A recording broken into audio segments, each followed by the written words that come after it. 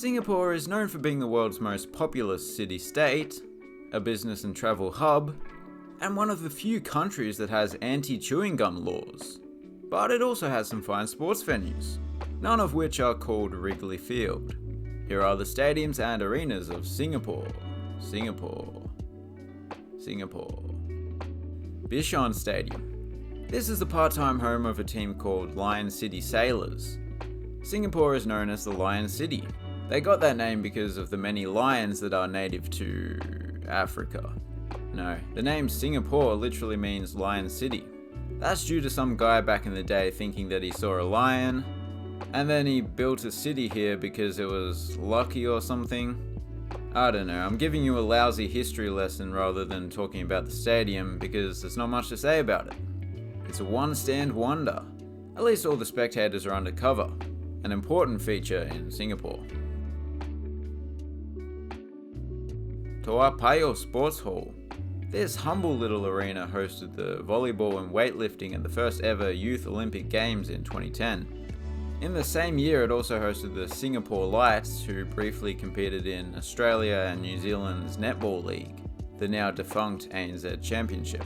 By the looks of it, badminton and martial arts rule the roost now. Design-wise, the layout is kinda interesting, I suppose, and the row of windows up top prevents the interior from being dark and dingy. Also, it was recently given a vibrant new lick of paint, as you can see. Jalan Besar Stadium. This ground is home to a team called the Young Lions, so they really go all in on the Lions in the Lion City. This stadium was opened in 1929, making it one of the oldest sports venues of any kind in Singapore. However, the design certainly doesn't reflect its age, and that's because in 1999, the original stadium was mostly demolished. This modern stadium was built in its place. The roof spanning the double-tiered main stand resembles a suspension bridge, which is obviously no bad thing. The seats themselves are done up in blue, yellow and green, which is a suitably tropical colour scheme. There's no seating behind either of the goals, just a big wall on one side and some trees on the other.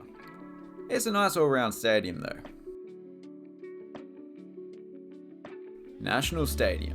This National Stadium replaced the previous National Stadium, which, as you can see, was just a big boring bowl. Very generic and certainly not befitting of a modern city like Singapore. Whereas this marvelous structure is one of a kind. It cost around $1 billion to build, and they certainly got plenty of features for their money, including a unique retractable domed roof that opens up all the way down to ground level at the southwestern end, offering views out to the city. There's also a vast amount of movable seating, so the venue can host athletics or even cricket, and then the stands can inch closer a little bit when need be, so it can host football and rugby, which are the main two sports that it does host. But perhaps the biggest event in town is the annual public execution of gum chewers. It's free entry, so if you happen to be in town at the time, it's good family entertainment.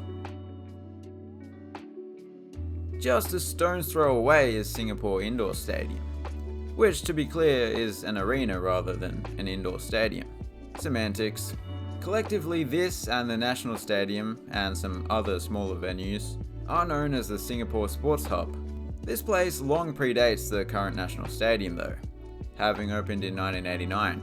It was designed by a Japanese architect, Kenzo Tange, and it does remind me a little of Yoyogi National Gymnasium in Tokyo, another one of his designs. This is not quite as spectacular, to be honest. Few arenas are, but it's beautiful nonetheless. Although non-sporting events dominate this venue's calendar, this too is home to a team that used to compete in an Australian league. However, the Singapore Slingers are still in operation. They just compete in a different league now. They actually only ever play their big games here. The arena they more often call home is OCBC Arena, which is also part of the Singapore Sports Hub. Both of these buildings seem to be called OCBC Arena, which is a little weird. I believe one of them is an aquatic centre though. Don't know which one. Anyway, this is a very simple arena. It's basically just a big hall with retractable seating that's brought in around the court.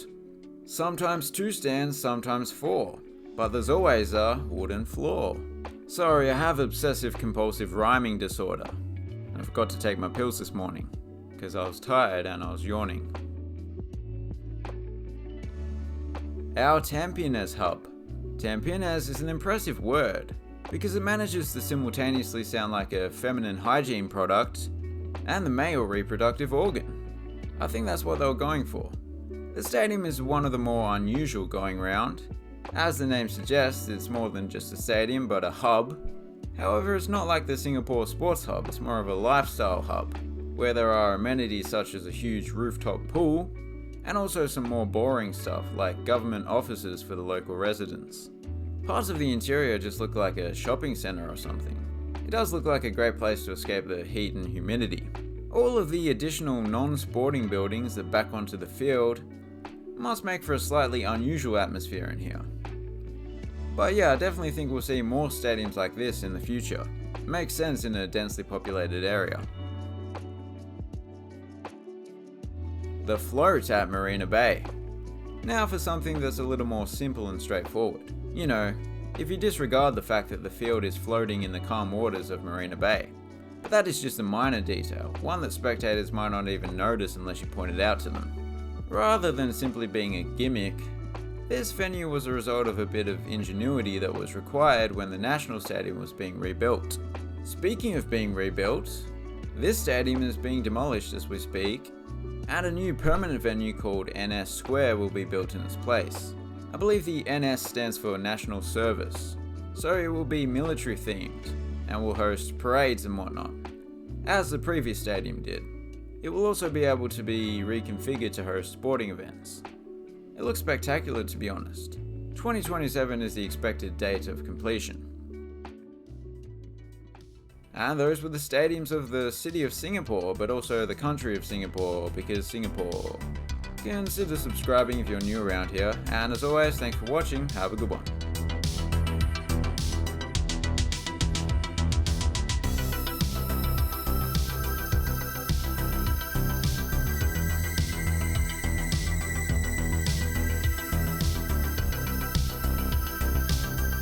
I think I said the word hub too many times in this video. Maybe we should have had a hubcap.